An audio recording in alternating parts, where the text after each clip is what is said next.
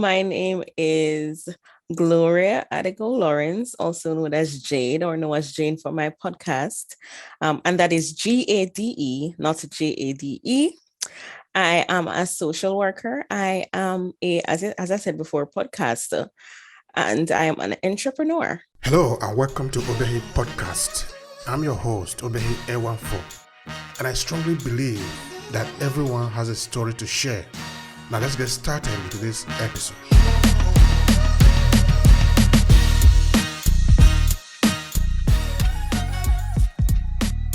All right, Gloria, we're going to start it like this. As you can see under here, it is written, everyone has a story. Yes. Which means we are really concentrating on the individual behind what they do. So we are you are more important to us than what you do. So we're going to spend a few more minutes on you. You're originally from Nigeria, correct? Yes. Okay, tell us that your Nigeria journey. That is important for us. So I don't have a lot to give. I left Nigeria when I was a child. So I was born in Ilorin, Nigeria. Both my parents, they are or were bishops or pastors, and left there, and we headed to Jamaica.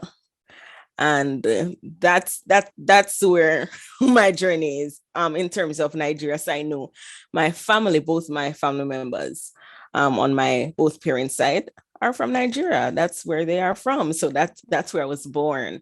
But in terms of growing up, I was actually growing up in Jamaica. Mm-hmm. That is fantastic. That is very interesting. Yes. You see, when you have a child now, I don't know if you're married yet, then you'll be telling your children about your origin. You won't find any difficulty at all telling them where you are coming from. Just taking maybe a pen and pointing in a map and say, this is where I am from. You see, that is very important, no? Because, in this podcast, we concentrate a lot about the African diaspora, which is millions of people that are scattered all over. And some of them don't actually know exactly where they are coming from in Africa, even though they know that they are coming from Africa. Mm-hmm. So for the fact that you know your root, it is something that, of course, we are all proud of, no? Yes. You said you were quite young when you left Nigeria, correct? Yes. And you grew up in Jamaica. Yes.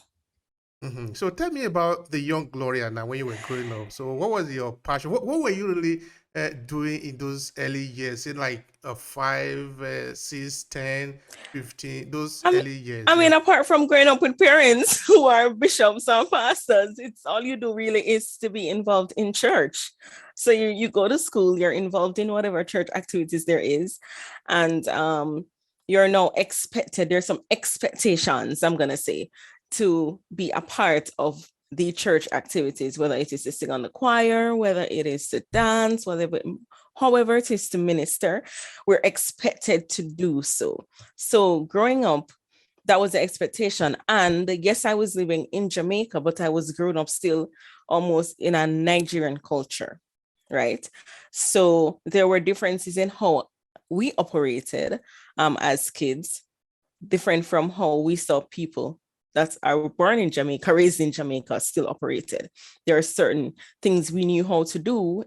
Let me say respect. I'm not saying that Jamaicans don't have respect, but the level of respect that we have, or the level of how we take things spiritually, or so was totally different from I'm seeing how other persons operated that way. So, I mean, my name was Didioloa going to Jamaica. And it was changed to Gloria. Why? Because people had problems calling it. And so, as a child, you're going to school and everybody calling you a name that is not your name. Whether I want to call you Dodo or Didi or something. It was really awful growing up and having people call your name a different way. And sometimes it wasn't funny. You don't find it being funny because they are not used to names like that. So we ended up changing the first name and the last name. So the name was Didoloa Awojobi. So we changed the last name to Adegold because Awojobi means Obia family. And we changed our first name. So, I mean, it was quite difficult in the transition of, being at home and you're living in a Nigerian household. Well, I mean, that's what I'm grown up and used to. And then going outside of that and seeing something different. But yeah, those are some of the challenges. That's very interesting. Yeah, it's challenging, but also very, very interesting to know. And that you have to change your name because the people were able to pronounce it. Of course, sort of try to not to be different, not to fit in, sort of as it were, right? Mm-hmm. So only you change your name, or the entire family name was changed. No, well, apart from the last name, everybody had to change your last name, because my father believed it's best. So out of the entire family in Nigeria, we're the only ones with Ade Gold. Um, but for the first name, my big sister and I changed our name. I have two other siblings, and they are born in Jamaica. Um, but they tend to almost kind of have Nigerian names still. I mean, we haven't gotten rid of our African name at all, because we still have kept our middle names as such. People still pronounce Adegold differently. But it's something, I mean, that we're getting used to. There's nothing really you can do. And I mean, I'm not about to change Adegold again because people have problems calling it. But I could understand the Didoloa.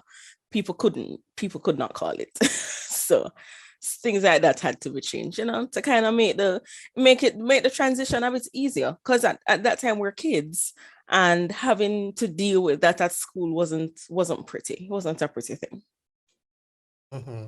Did you like ask your parent like why they took the decision to change the name, whether they consider other option, or that was what they take that almost like a drastic decision to change the name? Did you have that kind of conversation with your Well, parents? I told them I wanted it to be changed. It was affecting us. And if it's affecting us, I don't really see why it should be kept. I mean, if it is that your kids are being bullied, well, not bullied per se, but if it is that they're having problems every day, they're coming home and crying because of a name can be easily changed. And I mean, the name that I have, the meaning is similar to what it was before. So it's not really a drastic change. And I still use that name. It's just that I don't use it as my first name. So, I mean, I had a choice which name I wanted to choose when it is that we're choosing names. And I mean, at that time, I chose the name that was easier for me to spell.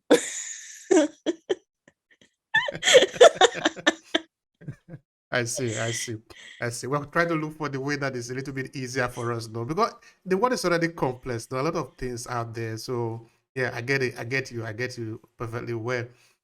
So now, Gloria, when you are in the midst of your friends, and okay, for your friends, I mean, maybe some of your friends, because you are living in the diaspora, who maybe might be coming from China or Europe or in Jamaica, and they tell you to say something about Nigeria. What do you often, I mean, what do you remember of Nigeria? Because you were very small when you left there. Mm-hmm. So I'm trying to see what kind of information managed to fit that into your head that you have as a picture, as a memory of Nigeria. um, I don't think anyone has asked me about tell us about Nigeria more than, I don't know. But I don't know. They have never been asked that question before.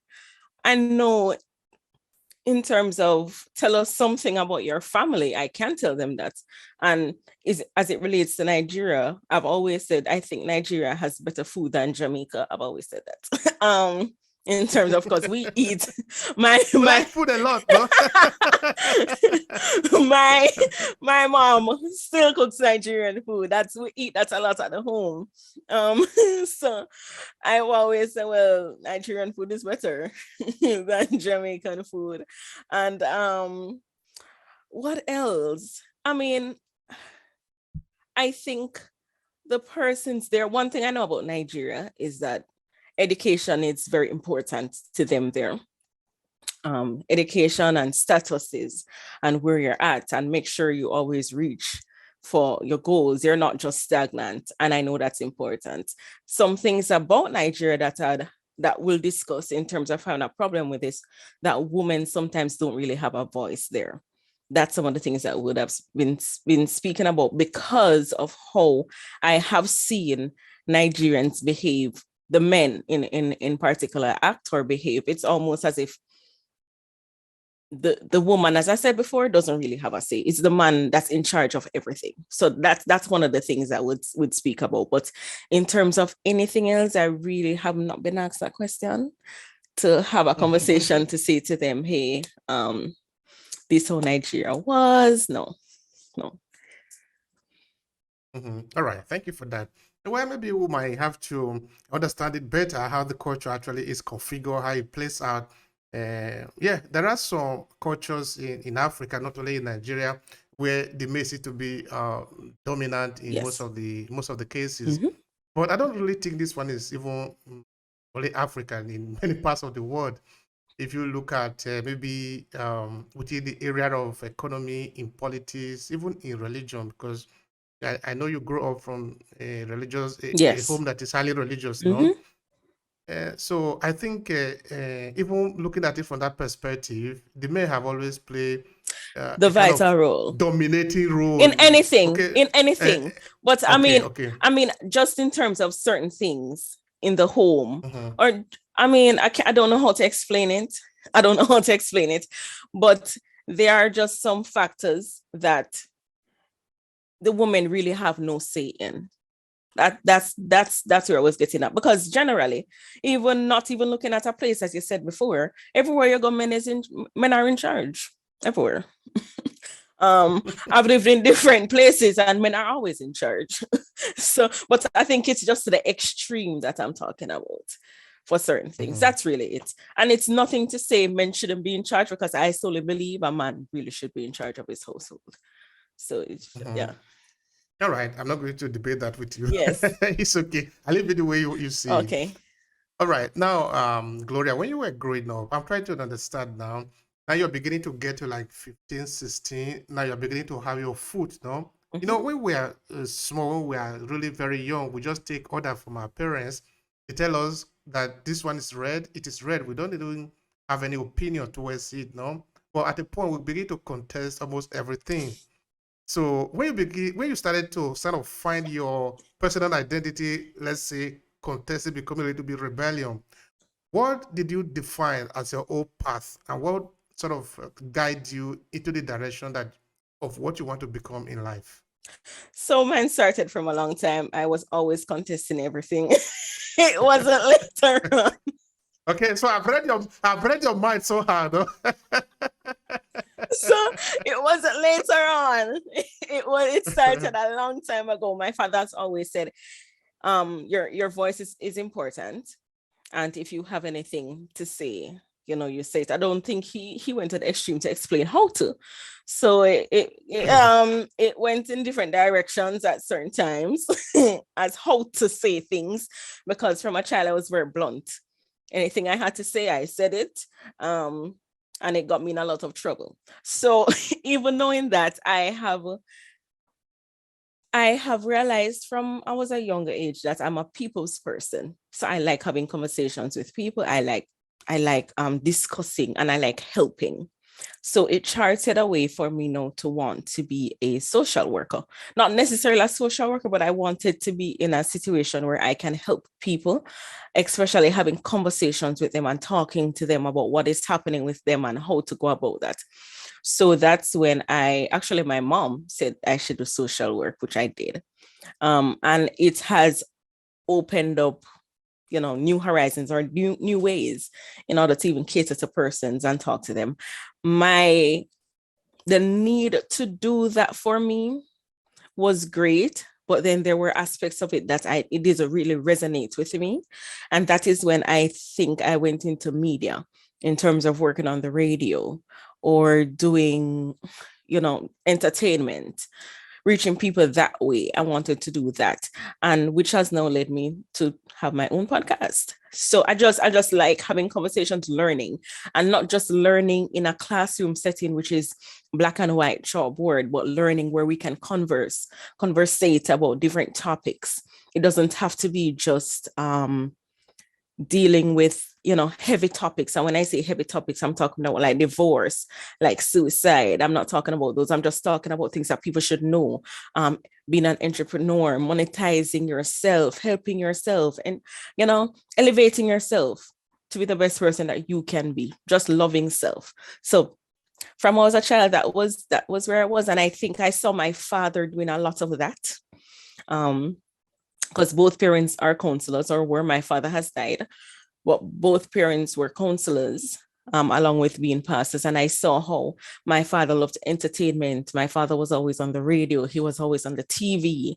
He was always writing books. So those things had led me also to, I love seeing that. I love how he does that. And this is something I want to do. Yeah. So the thing is the family, you know. Yes. Yes. So just for the curiosity, what is your father write about often? Is it a kind of maybe history, or is it the same line that you are just saying now? Well, my father was a deliverance minister. So most of his books were written about deliverance because that's what he came. He left from Nigeria to go to Jamaica to do a lot of deliverance sessions. So that's really what he wrote about. All right. Thank you for that. That is interesting. Sure. So yeah, I think at the point we are all in a journey.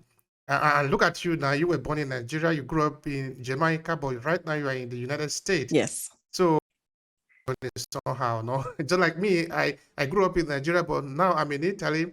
Who knows? Maybe tomorrow I have to be in Nigeria. Okay, now your destination US. Do you want to tell us anything about that? Why you didn't want to remain in the Jamaica? Why you decided to move to the United States? Well, all right. So I was in Jamaica. I was married. After a couple of years, I got a divorce, and after some time, I decided to date again. I actually was dating someone who lived overseas. So that's why I'm here. I got married to someone who lives overseas.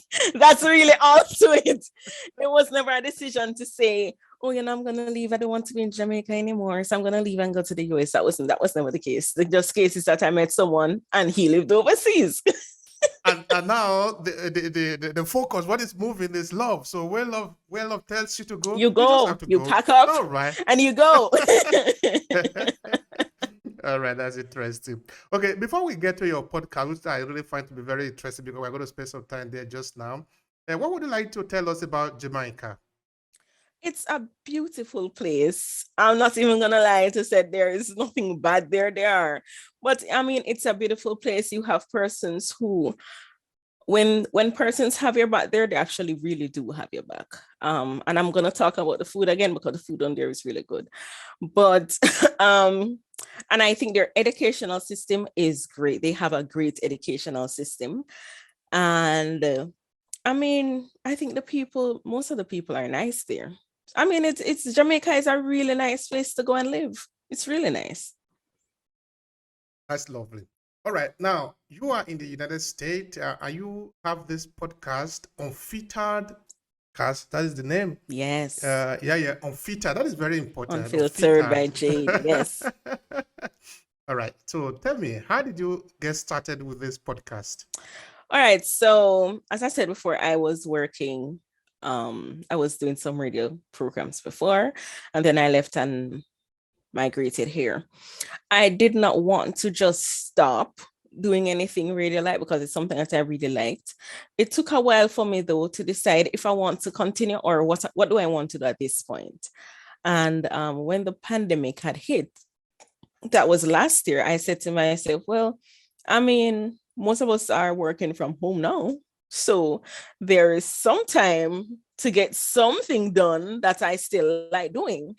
So I decided, hey, let me start the podcast. And that's how it started. So The Unfiltered by GAde. I call it The Unfiltered because we talk about any and everything. But we do it in constructive ways. So it's not just, it's not just a podcast where you're just, it has no basis, basically. So I do a podcast that we can learn about everything, but we talk in an unfiltered way. So we talk about everything and we're transparent about everything without hiding things. Because I realize people know about certain subjects, but they don't know it to the extent because sometimes people don't want to talk about the dirty part or people don't want to talk about the hard part. We're talking about all parts, hard, easy, how to maneuver it, how to go about it. That's what the podcast is about. That's what it's geared to. Yeah. All right. That's good. You see, in the beginning, you were telling me something about the fact that you sort of like to say your own without covering it. So I don't know if that, without thinking what you want to say, you just say it the way you see it, Mm-hmm. I found that to be really interesting. So I don't know if that is why you titled the podcast Unfiltered. I can't help myself. I speak exactly how I think. I mean, you have to tone it down sometimes, but yeah, I'm very unfiltered. So that's where it came from too. Mm-hmm. All right. So, okay, you don't just say anything. You don't just talk about anything. No, you also have some rules, some guide. No. Yes. So I'm trying to understand what are your main topics now, because even you said it before that there are some topics that you don't treat there. No. So I've tried to see if there are some guide. This is between what and what we are talking about, but this we don't really talk about. Okay, So maybe I can try to so understand I don't why. really touch on entertainment. I don't really touch on politics. I don't really touch on religion. Those are some of the things that people will want to debate about from morning to night, and it can become toxic. So I stay away from entertainment. Those are some of the things I stay away from. And I talk mostly based on real life, what's happening in real life. I mean, all these things take place every day, whether the politics, whether the entertainment, whether the religious aspects, everything takes place every day. But it's, if I'm going to speak about it, no, I'm not going to speak about it. I don't want my podcast to be controversial. I don't want to have that. I just want to have a clean space where people can be free to open, to share, to talk about certain things. So we speak about family, we speak about health, we speak about disabilities, we speak about how to eat healthy, how to take care of yourself. We speak about how to start a podcast, how to heal men. Do men have a voice? What do women bring to the table? What are women's roles? We speak about Well, how to grow well, children. We speak about suicide. We speak about depression. We speak about OCD. We speak about a lot of these things. We speak about even looking back, analyzing ourselves and looking back. What is it that we would have changed from the past, if anything, to know? So those are some of the things that we talk about. mm. Now, in your podcast, do you have such a demography, or you talk to any person? Any person is can be your guest. I'm trying to understand that. Anybody can be the guest. Anybody from anywhere. I just need to get a sense of who the person is, because if I'm gonna be talking to someone, I need to know who it is I'm speaking to. Like if they have a podcast, I listen to them. If they do something, I listen to them. I have to sort of have a vibe with them to understand their personality before, because sometimes you can have people on a podcast and it doesn't flow well. And I like to have a nice flow, because as I said at the beginning, it's like we're sitting down and just having coffee and talking. That's basically how I want it to be, like a conversation. I don't want it to be an interview, you know? So I try to, anybody I'm trying to get, I try to ensure that we kind of have that flow before. But anyone, whether it's kids, I had a child on it the other day and she was brilliant. She was speaking about saving lives and helping in terms of bottles. Instead of throwing plastic bottles everywhere, what should we do with them? I mean, anything really. All right. Now, when you meet people that you invite to the podcast, what do you want to get out of them? Like, why do you want to talk to them? It's on different reasons. So I normally check them out first, see what they're about, and see if what they do aligns with what I want. So if it is that I want to speak to you about, I want you to come on my podcast, and I will say, okay, what I'll do is I'll check out your page. I'll see whatever you do. I'll check out some of your podcasts and then say, okay, maybe we can talk about this, because there are some topics that I say, I think this person has some qualifications that will be able to bring this to the table and talk about these certain topics. That's really how I go about it. So I don't necessarily let you speak on topics that you probably talk about on all your podcasts. I just say, there's a topic I have in mind, and I think you're the best person for it, or you're best suited for it. And that's when I start the communication. Mm-hmm. Thank you so much for that, Gloria. That is really very important. Now, you see, okay, what you do and also what we are talking about here is very, very important, because we are looking at a possibility where all of us can begin to contribute to the conversation, especially the conversation that concerns us. No, instead of maybe expecting that somebody will, okay, leave them, they will talk about it. No, no. they're not going to talk about it. Even if they talk about it, they're not going to talk about it from your own point of view, from your more understanding. So I think that a lot of people should really take up the microphone and continue to air their views. Say it the way you see it. No, I want to borrow your words again. Don't tint it, don't cover it. Just say it the way you see it. And I believe by doing this, we will be able to learn a lot, especially our demography, for example. We concentrate on the African diaspora and Africans, both at home and in abroad. So in our community, we need a lot of voices. We don't expect other people to tell our story for us. No. So I feel that is very important. So now, I want you to tell me how you see the importance of us championing our conversation. Because you now having a podcast, the other one that is having a blog, the other person that is on the radio, we are basically doing the same thing. We are trying to shape a narration. But why? Why do you think we should do that? Because people need to know. There are information out there that people need to be aware of. We live in a society where people don't want to learn. People don't want to read books. So if we're having different media ways or ways that we can get people to talk about and share some views or things that are happening in the world today by listening or watching, because people are visual also, I think we'll get to spread the message more. Because as I said before, people are not reading. And I mean, the material is there, but if you're not reading, you can't understand it, you can't grasp it. There are some things that I probably wouldn't have known that's happening in Nigeria now if I didn't speak to my cousin, or, if I didn't have an uncle or aunt living there. And I just think that, yes, we're living in a world or in a society where we think that sometimes there are things that don't affect us, and it really does. So in this world, everything affects everyone. Everything affects everyone. So having different mediums to spread messages is important, and it's vital. So people can understand or hear from different perspectives what is happening, because what's happening in the US is not necessarily what's happening in Africa. What's happening in Jamaica is not necessarily happening in a foreign country, understand? So different people from different places, like even I sat down and I watched a couple of your YouTube videos. Some of the things or some of the persons that you have interviewed, I've never heard about them before until I watched your stuff. So those are some opening ways to get people introduced to other persons around, and that's important. It's important. Thank you for that. Thank you for reinforcing that line. It is important. Very, very important. All right. Now, we will appreciate it if more people come out. I think I want to repeat that again. If more people were to come out and start speaking on, because, okay, you see, take Nigeria, for example, a country that have a lot of opportunity, but also have a lot of challenges. Now, we want to be able to air our view, we want to be able to say it the way we see it. That is how it happened in so many advanced society, where you are not afraid to criticize a politician. Of course, you need to earn this right.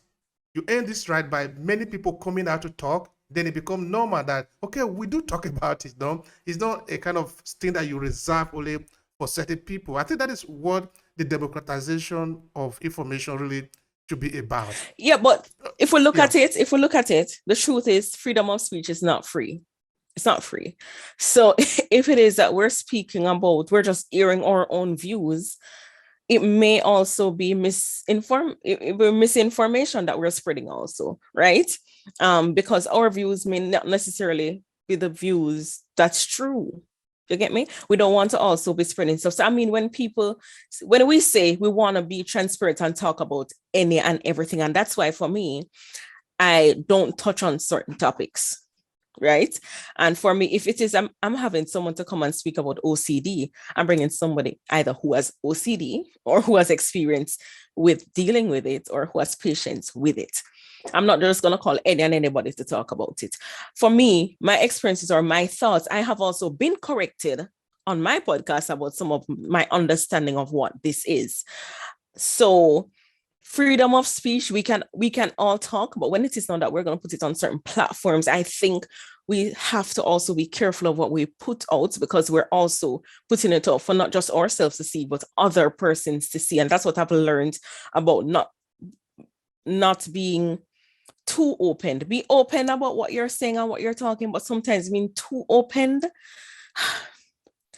which is the problem, is like you're shutting yourself and say you can't talk or you can't say what you have to say. But because these conversations that we're gonna have also consequences. Yeah. Yeah, yeah. I think that's the major part, and that's the problem, because we're not just talking for ourselves, we're putting it out on social media. So once we put it out there, other people are getting it, other people are listening to it, and therefore, if it is that we are not telling the truth, or we're not being fully open and transparent about everything that we're talking about, or sometimes we have miscommunication or misunderstandings about certain things, and we speak about it based on what we know, our knowledge of it, we're giving other people their own information, which can also cause problem in their lives because this is what they heard, So you don't want to also be the person's giving up false information or having people that give false information. But if it is like we're having topics and we're talking, okay, these topics that we're speaking about is based on our opinion.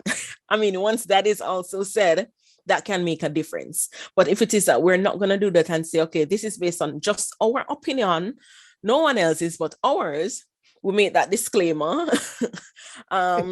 Because if we don't, then freedom of speech is really not freedom of speech, because we can get in problems. There's a lot of things that can happen once we do that. So it's kind of on walking on eggshells while you still want to be open and talk about certain things. That's just my opinion of it. That's very interesting. I like that. Actually, I was looking at the possibility that because at the end of the day, all of us actually are good in certain area. No, all of us cannot be a doctor. All of us cannot be teachers. All of us cannot be scientists. But in one way or the other, we are expert in at least one thing. If we can begin to air our view on that thing that we know, I think more knowledge will be available for everybody. I agree. Yeah. Because, up until now, information is still paramount. It's still the most powerful tools that we have around, because that is what, of course, those who control the other people used to control them. Because yes. Based on what you know, that is upon that you are going to act. Yes. So this information have always been passing through a particular tube. It need to come from the other way. It's not real. But today, we don't really live in that kind of world anymore, even though we are really strongly to come out of that type of mentality. Yeah. Now, anybody that knows something can say something. I'll give you an instance. I think it should be on the 20th of October last year, when the Nigerian youth were protesting in what was popularly known as the End SARS protest. Yes. So when they were in Lagos, the Nigerian government sent the soldiers to quell the protest, and they ended up shooting a lot of people to death. But they denied that they never did it. They denied nothing happened. But how did we know that something really happened? Because the ordinary people that were there showed the picture of what they saw. They video it and they see it, and they show it to the world. But come to look at it, these people are not journalists. They are just ordinary people, just saying what they have seen. And this helped the people, the Nigerian people, to understand what has happened. Because if we have expected the Nigeria News Network, maybe ATA or maybe Channel News to report it, we will never get what really happened. So I think all of us do have a stake in this information flow. Yes. That we're able to bring in enlightenment in whichever area that you are. You don't need to be speaking from my area. You need to speak from your area. But if we add yours and mine and the other one to it, then there will be a lot of knowledge around. Okay. So having said that, because you are in this sector, and you also said before that you help people to start podcasts, and I thought we want more people to start podcasts so that we can have more voices. What do you see as the challenges on starting a podcast? Persons are not consistent. The kind of quality work that you're expecting them to put out, people don't want to, because now we're living in a microwave society. People want things to be handed to them. So the kind of work that, you'll put in to make sure you have such a good podcast out, people don't want to do that. People just want somebody else to do it for them and just hear and say, hey, go and talk and get people. That's really it. Also, I realize that we are more fixated on the numbers. So if it is that we don't have 1,000 people listening to us it's a problem for us, not realizing that sometimes these things take time to grow. Not immediately as you start it, you're gonna be now boom and you're gonna be blooming all over the place. It takes a while, especially for podcasts that doesn't deal with certain topics. Because if you're there are certain podcasts that deal with certain topics that will probably get more view because of what they're talking about. So for people who like have educational podcasts, those won't get a lot of views because nobody really wants to not, a lot of people that actually want to sit down and learn something. To be honest, they want to be more entertained than educated. And that is just the truth about it. So those are some things I'm seeing. In terms of like ideas that people will have, not a lot of people use their imaginations or use some of the tools that they have to create such a good podcast, right? They depend on other people also, again, to provide that information again. So if it is that you're not thinking on your feet, you're not coming up with your own topics, you're not coming up with your own ideas, you're not trying to say, okay, let's ask this question. What is it that we need to speak about that society needs to hear? We don't know the hard questions to ask because we're still depending on other people to do it for us. I think that's where our problem is in podcasting. People don't want to put in the work, and because they don't want to put in the work, they are not consistent. That's the biggest problems I'm seeing. Mhm. All right. Thank you so much for that. I know that you are speaking of your experience. Of course, I'm going to ask you something related to experience also later on before the end of the podcast, because experience actually is the best teacher at the end Yes. of the day. And I want to believe that those that are listening to us, they are hearing from the horse's mouth, they say, no. All right. Now, Gloria, tell me. Now, somebody want to start a podcast. What should this person really do in terms of the preparation? How should he get started? Like, what are the things that need to be done to get started? Okay, first of all, you need to know what your podcast is going to be called. You need to know the niche, if you're going to have a niche to your podcast or not. That is something also that people don't know, that podcasts have niche. So if it is that you want to just talk about sewing, you have a podcast niche for that. If you want to just talk about books, there's a podcast for that. If you want to just talk about the waters or the rivers or countries, there are podcasts for that.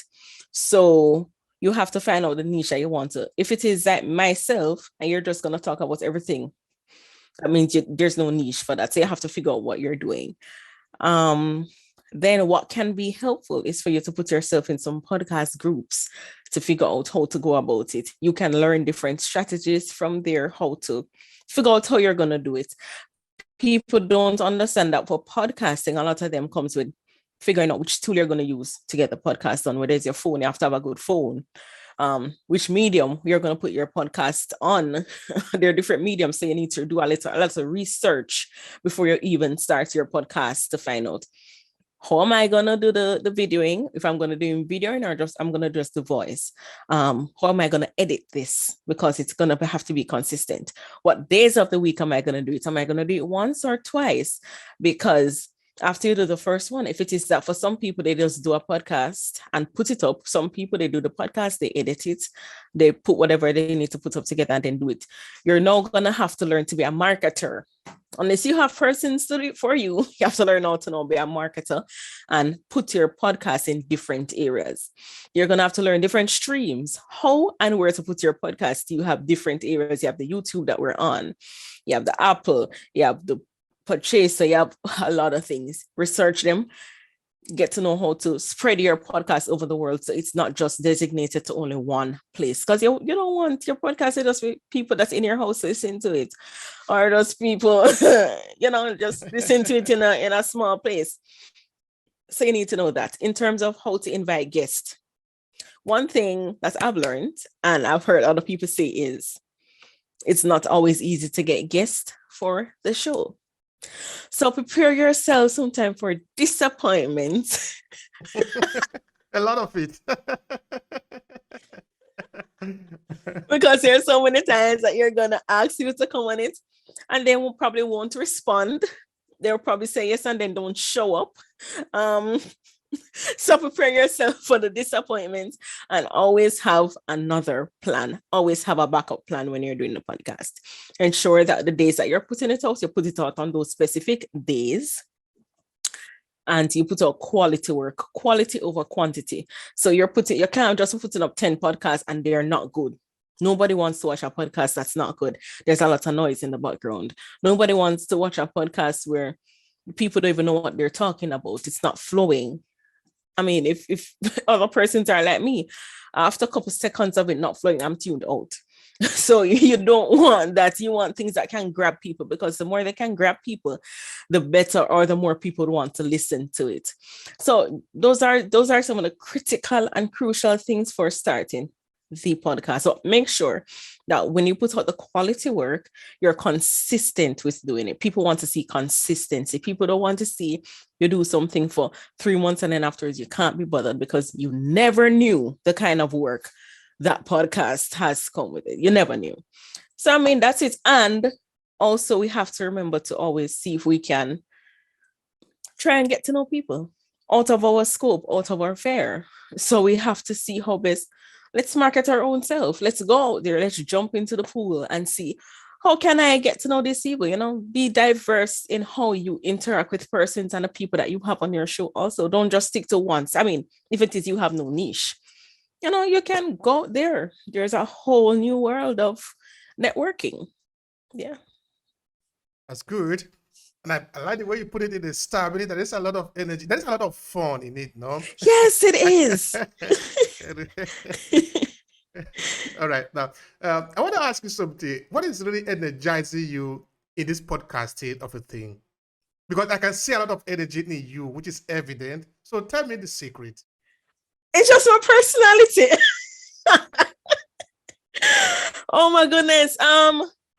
I love podcasting. I absolutely love to podcast. As I said before, when I started, I love talking to people.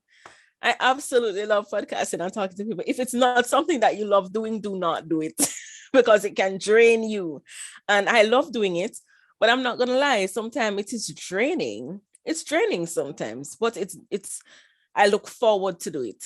I look forward to doing what I do. And that's why you can see my personality. So if I'm having someone on my podcast, it has to almost kind of match my personality, else I'm not going to enjoy the podcast. And if I'm not enjoying a podcast I'm doing, I'm not going to want to put it up.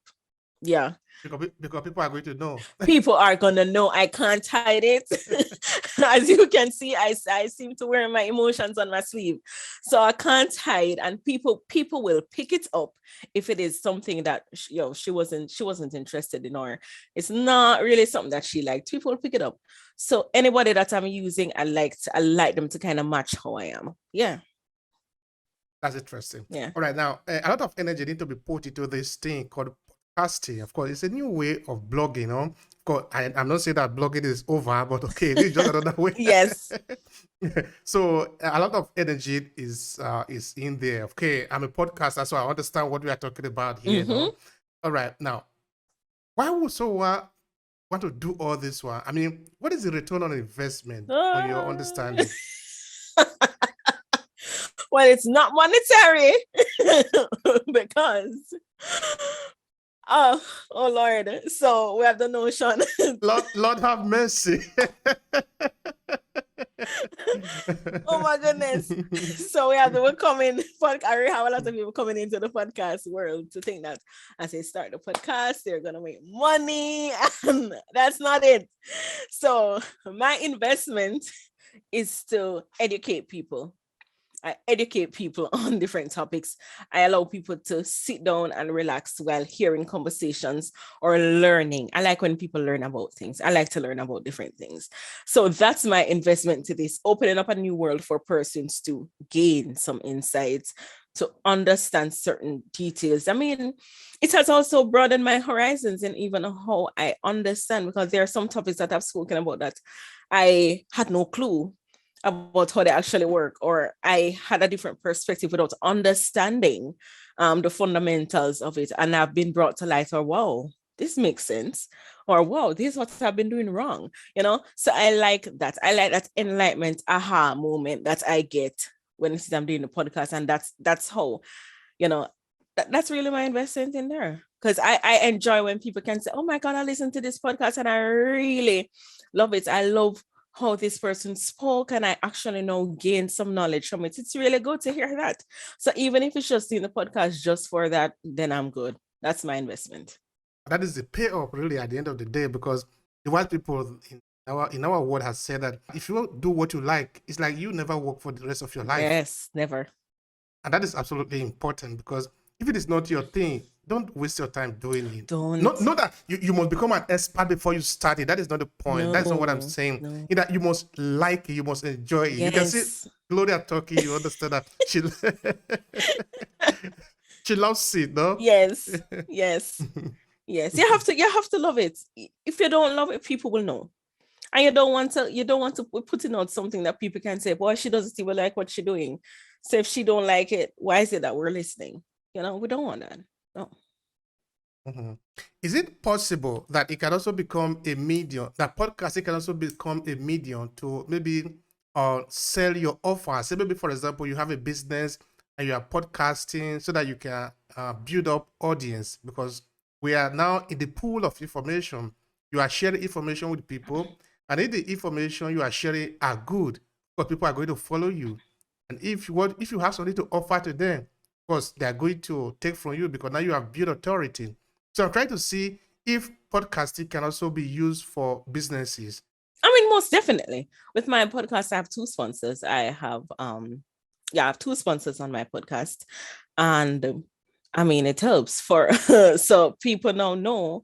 Even for my book, I have a book out. So I put it out on my podcast also. So while people are watching the podcast, they're seeing the two businesses there and they're seeing my book. So it gains those persons now have more business, and because they're sponsoring me, it's on their page also. So now people come over to my business. So I mean, networking, as I said before, it's a matter of networking. For my book is on my podcast. So people listen to my podcast, they see my book, they buy my book. It just works all in, just works. Yeah. All right. Okay. Now we understand that in podcasting there are advantages. There are joy personally that you get at the end of the day because you like doing it. So which means that not everybody can do it. That is also true. Have it happened to you that maybe you try to encourage somebody, hey, come on, you can do this too. Start a podcast, for example, and they never want to listen to you? I've never had that, because I tend to, how should I say this? I tend to not generally want to push people to do something that they don't want to do. So they may be so good at doing it, but maybe that's not their niche. Just like how people said, I am so good at taking care of elderly people. It's not my niche, because all I'm gonna be doing is crying. So not because you're absolutely good at something means that that's what you're supposed to do too. Because you can be so good at it, but you don't have the willpower or you don't feel called to do it. So you're not gonna want to. And that is, I mean, it can take away the quality of work that you're putting out if it is that it's something you don't want to do. So yeah, I mean, I've seen a number of people that I think that they'll be excellent to do podcasting, but they don't want to do it. And I'm like, okay, if you don't want to do it, that's fine. Are you going to come on my podcast though to share about what you can do? So I find other ways to kind of help them instead of pushing them. No, go ahead and do it. No, go ahead. I mean, some people need a push to go and do something. Amen. But sometimes after the one and the two pushes, sometimes if you see that they really don't want to do it, it's best not to, because at the end of the day, I don't want to be blamed for someone being in a space that is making them uncomfortable because they did not want to do it. Yeah, that's just my take. Thank you. Thank you. Yeah, I believe you. I believe you. Everyone has to climb his own mountain. Yes. And that is how you enjoy it at the end of the day. If you fall, it's your own. Yes. If you finish to the top, enjoy it too, because you have suffered to get there. Yes. I get it. That is fine. Yes. All right. Now, Gloria, you tell me, how did you know that podcasting was going to be your own thing? Like when you started, like you also pointed out, it doesn't come out well immediately, no? Because you have to go through this undulating parts, no? Sometimes it's not really coming out the way you want it, but you continue anyway. So how did you know that it was going to be okay with you? I mean, experience. As I said, working in radio did a whole lot. It did a whole lot with that experience. Doing a podcast is totally different because it's now online. While radio, I go into the radio station and do what I'm doing. So it was a different thing. But the good part is I had support. I had great support. So my husband was an integral part in this. He's the one that said, hey, we need to get research done on different places that we can put on the podcast, but we don't want it just on one or two particular things. We want people all around the world to get. So I had that great support. I had the support on, oh my goodness, I want my podcast to sound this particular way. How do I go about it? It was really just researching. Sometimes when I didn't see things going as how I wanted to, I cried. I'm going to be honest. I cried about it because I don't like anything that I put out to seem as if it's failing at all. So, I mean, I cried. There are many times I invited people on the podcast and they did not want to be on the podcast because people don't want to talk. And that's also where I got it from. People don't want to talk. That's okay. So I had to learn to be okay with hearing no, or I don't want to do it, or I don't think this is for me. Even when I thought, hey, you're good at it, I think it is for you. I had to learn and understand that not everybody wants to be on a podcast or want to do a podcast. I had to learn to come out of my comfort zone and start networking with people. Going in groups, that was also part of what my husband taught me. Go in groups, get to know people, talk about it. There are many people with different podcasts. That's how I also learned about niches. That's how I had gone to a podcast event to meet people, and I'm not someone who just go out of my way to just start meeting people. It doesn't work like that for me because I'm shy. So I won't generally do that, but I had to learn along the way how to get these done. Coming up with topics for me was nothing. It's something I do. I'm a producer for shows, so I know how to come up with topics. I know how to call around people, to send stuff to people. It's just know how to make it better. I was on a network before doing it and I did not like the sound. And I said, no, I don't want that quality for me. The quality that I want it to be a good quality. So I had to change. We had to do research and find different platforms now to do it on a better quality, stuff like that. So, I mean, it's just getting the hang of it while we're experiencing that, seeing what works and what doesn't, and find out how to fix it while we're doing it. So we're not just podcasting and not looking at what comes with it. Look at the nuisances, what needs to be fixed, what needs to be worked on, the questions that need to be asked. How do I now move from this stage to the other? Now I'm in season 3, or is it season 4? I'm in season 4 actually, and I'm going to season 5 next year. So I mean, I've just had to learn growth because I've grown from season 1 to now. I have actually grown a lot. So things that probably used to bother me before doesn't bother me now because I've fixed it. I've redefined it and I've grown from it. Yeah. So I'm not saying starting the podcast, we're not going to have problems or there are not going to be some certain issues, because I cried over them. I cried because I was disappointed. I cried because it wasn't what I wanted. Or where I wanted it to be, because yeah, it was a lot. It was a lot too, but I mean, it's something that I love doing. So I push until I get where I am. All right.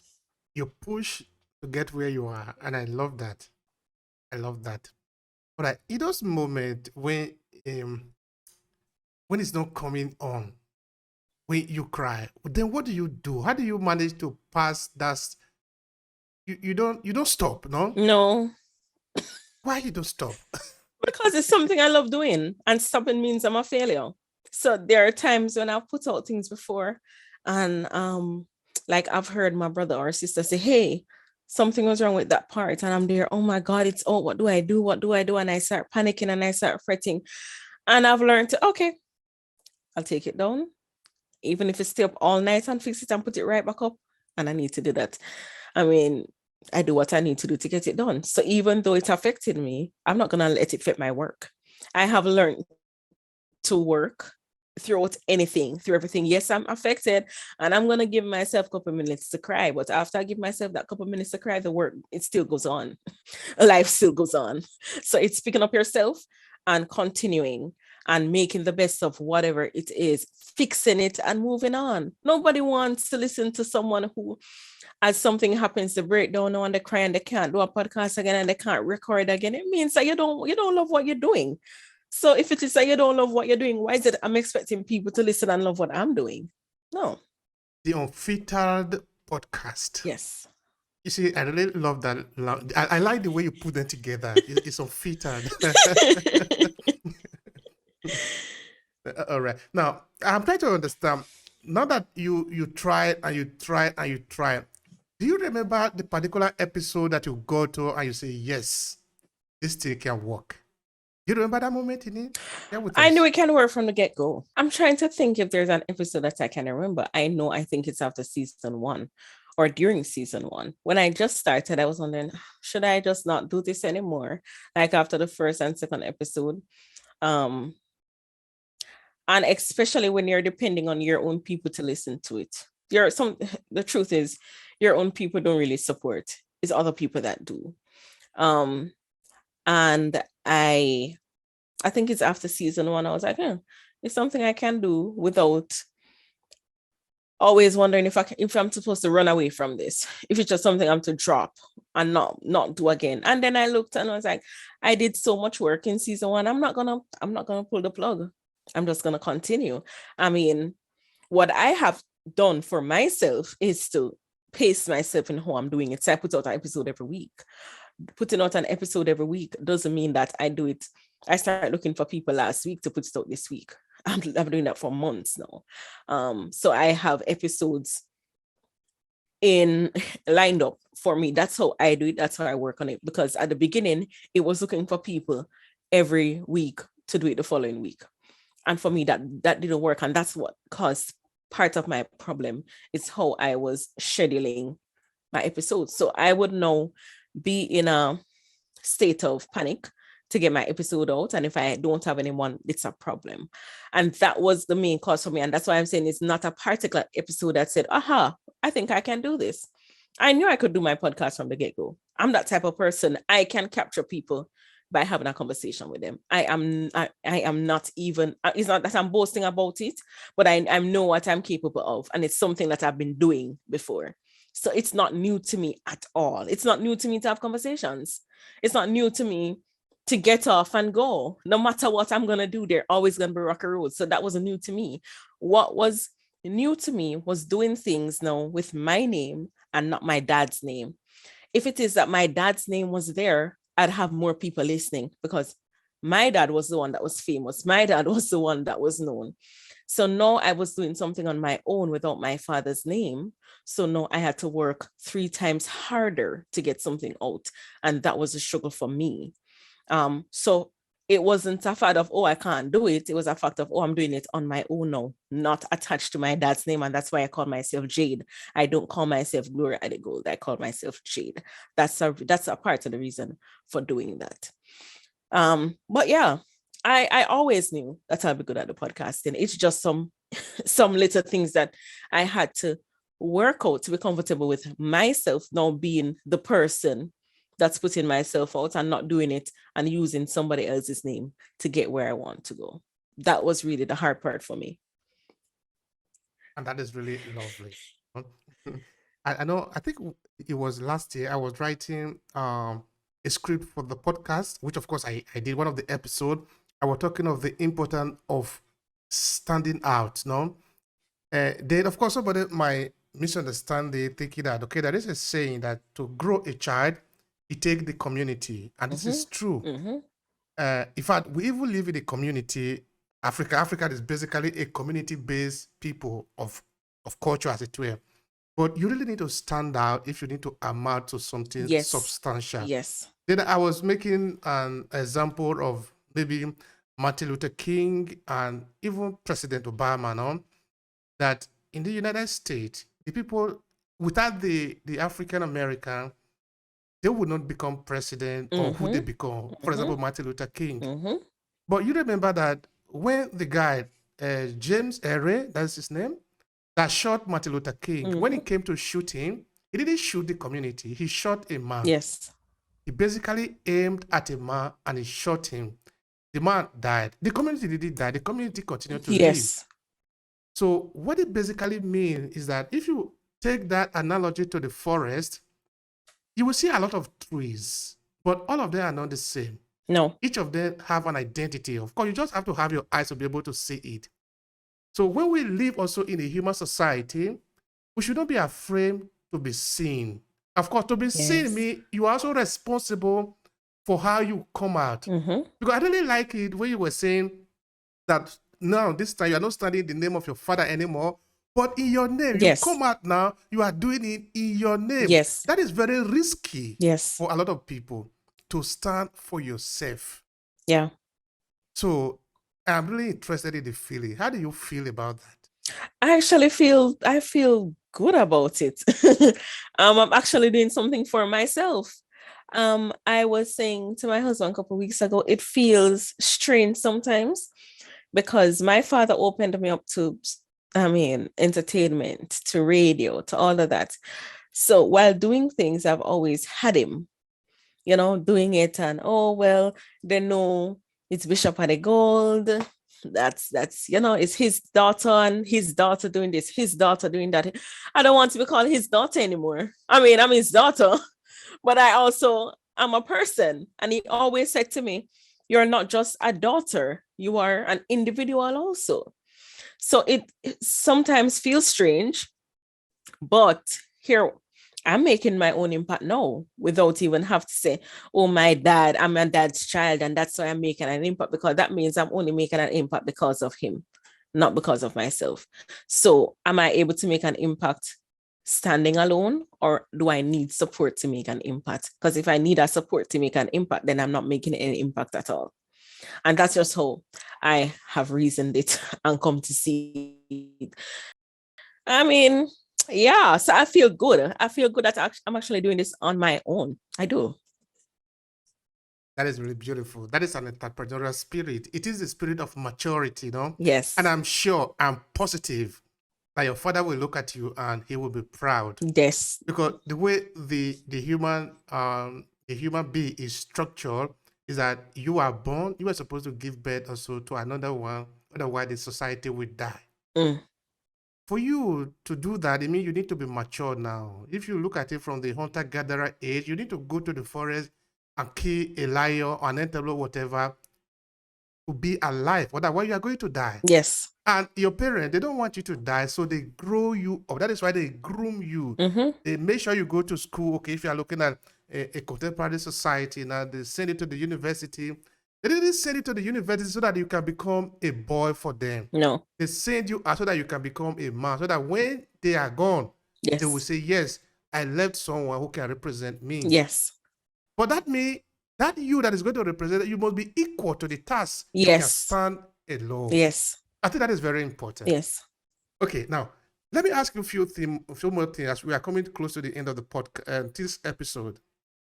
How was the reaction to this podcast in the initial stage, whether from parents, from friends, from relatives? Tell me about it. I'm interested. I know about it. Oh my God. Oh Lord. So, oh there. All right. So I think my family was happy to some aspect. They also wanted me to be careful of what I'm saying, because with my family, it was really about protecting the family name.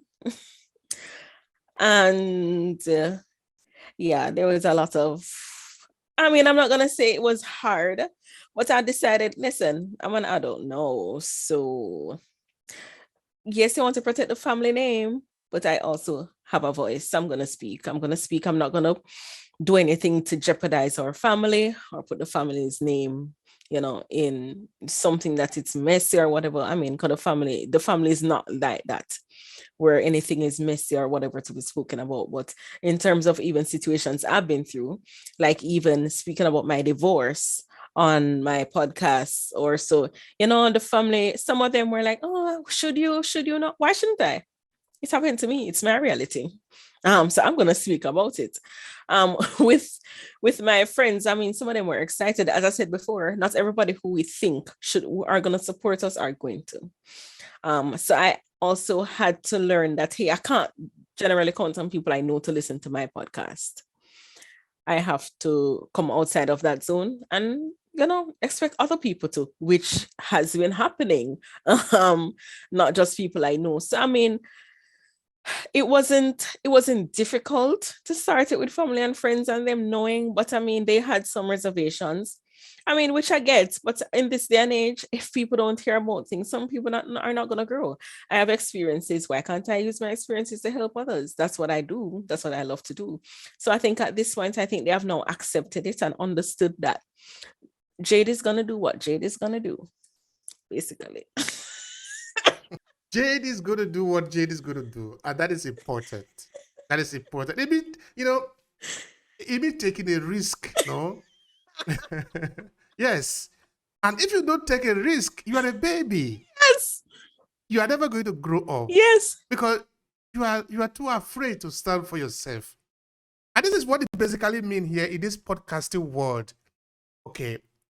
In this podcast, there are arguments we do about politics, and it's very hot. Mm-hmm. But we just have to do it. Because it is our country and we must talk about it. I agree with you.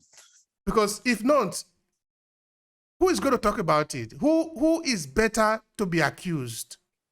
You put your face there, say it the way you think about it. That is okay. Some people will not like it. Okay, let it go.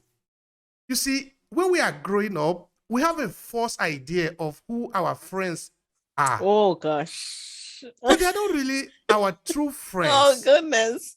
Those are just the friends of circumstances. Oh, wow. Yes, yes. How you are going to know whether they are your friend, whether they are the people because I look at it like in a journey, like you are taking a train. You don't just jump in with anybody. The people you are going to jump into the train together must be those who are going to the same direction with you. Yes, I agree. You get this one by the time you start studying for something. Then you see those that are not really fitting to you, they'll begin to fall out. Yes, they will. You don't need to drive them away. They will fall out by themselves. Yeah. All right. Now, Gloria, it'll really be very interesting talking with you. Thank you. Now, I think I have 2 more questions to ask you. The first one is, what is your message? What is the central message of your podcast? Okay, so the central message of my podcast is everybody has a chance to learn. Everybody can be educated, and we can learn in spaces where people won't say, "Oh my God, you didn't know that," and we feel humiliated because I've realized that when in society today, we have people that there are certain things they don't know about, right? And the podcast is there to say, hey, there are certain things me, myself as a host, don't know. So we're all here to learn this together. Don't feel bad about not knowing. Just be happy that you are able to now learn and use that knowledge, future wise. Use that knowledge to educate yourself. There's so many things that we can speak about. There are others who don't like watching the news. There's others who are not in keeping with certain topics or family life dynamics, or so that they just don't know, or they're not in tune with that aspect. When they listen to the podcast, they'll be, oh, they don't know this how the family works. Some things that we tend to think people understand and are aware of, they are not. And that's what I've learned. So my continued message is, this is a space to learn. This is a space to be educated. And you're going to be in a comfortable place while being educated and while gaining knowledge that you can use for the furtherance of your future and others. That's really the message to them. Right now, looking at this podcast, looking at the Unfiltered podcast, maybe in 5, 10, 50 years from now, where do you see yourself? Oh, I hope to be on the radio or TV. If not, I really hope to be making some big impacts on YouTube. And when I say big impact, I'm not just talking about numbers. I'm talking about reaching lives, helping people go through things. I mean, I've had people already talk about abuse, and the podcast has helped them where abuse is concerned. Those are the impacts, but I want to make some major impacts and reach people all over the world that they can say, hey, the podcast has impacted my life this way, or I've learned how to be a better person because of your podcast. That's what I want. Yeah, that's what I want. Thank you so much for that. Before I ask you the last thing, where can people find this podcast? Where can they listen to you? So the podcast is on all major podcasting sites, whether it's YouTube here, whether it is Spotify, whether it's Anchor, whether it's Apple, whether it's everywhere, Amazon, everywhere. You can find it on any podcast site that there is. And it comes out every Tuesday. It comes out every Tuesday. So there's an episode that drops every Tuesday on all major podcast sites. Yeah, and it's The Unfiltered by GAde. And as I said, the GAde is a G, not a J. Yes. All right. Thank you so much, my sister. All right. Now, to conclude this conversation, what would be your final message? Maybe that is something you wanted to say. I didn't ask you because maybe I was a little bit too fast or too slow. I don't know. But conclude it in your own way. Maybe a short message. It can be to somebody, to people, whatever. You just go. Okay. So podcasting, I'm going to say it's not for everyone, but if it is that you think it is for you, go ahead, get it done, put in the work. There is nothing better than seeing the work that you have done impacting others. Don't be afraid to start. If it is that you don't want to be visual, do voice, but get your voice out there, be heard, learn to educate people. If that's what you want to do, don't be afraid, because fear keeps us stagnant. Fear doesn't allow us to move and get what we need to get done. And sometimes we can miss our opportunities to even inspire and save a life by sharing. So don't be afraid to start, just start. And if it is that we don't come out of the pandemic learning a new skill, then we did nothing during this pandemic. Everyone is supposed to come out of this pandemic learning a new skill. So if that's a skill of podcasting, go ahead and get it on, push yourself, but learn something and come out of this with a new skill. That is important. Dear Gloria, it has been a pleasure on my part. Thank you so much. Thank you for having me. If you enjoy this podcast, make sure you subscribe so you never miss any of our future episodes. Rate and review Obehi Podcast and share with your friends who might need it. I remain Obehi Ewanfo. Thank you so much for listening, and talk to you in the next episode.